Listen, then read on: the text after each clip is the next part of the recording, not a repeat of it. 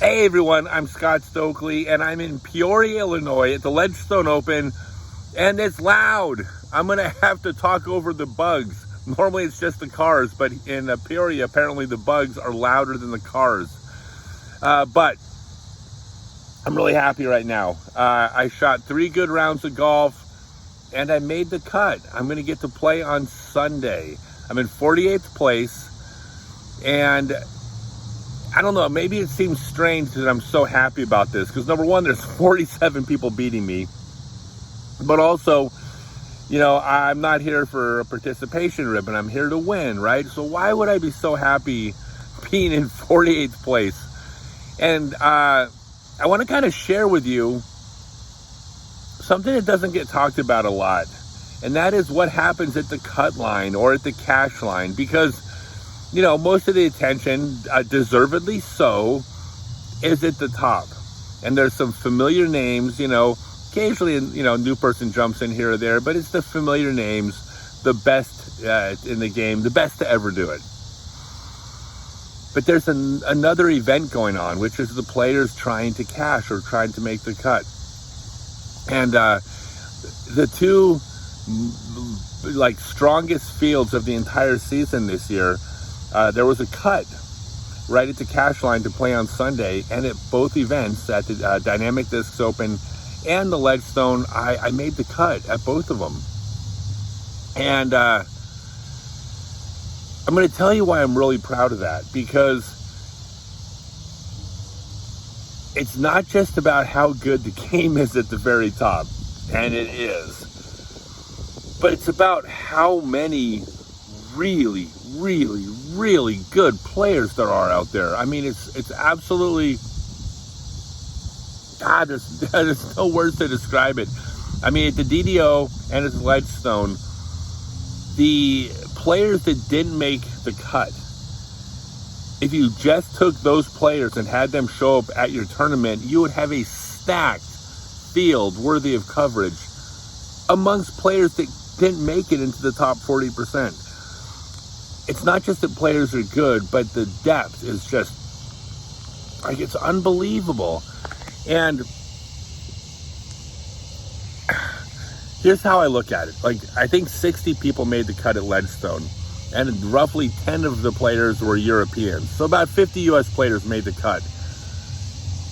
50 players made the cut. That's an average of 1 disc golfer per state made the cut at Ledgestone, which means just to make the cut and cash at this tournament, I basically had to be a state champion in the open division. I had to beat everybody from a state or the equivalent thereof.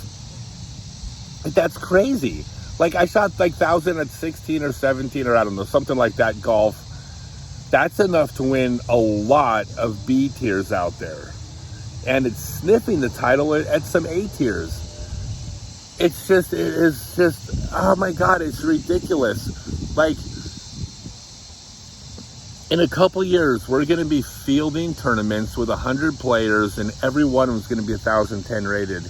And the thing about 1,010 or 1,020 rated player is that player can step up and win any tournament they play, which means you're going to have a tournament of 100 players with the very best in the world, and every single player in the tournament is going to be capable of winning.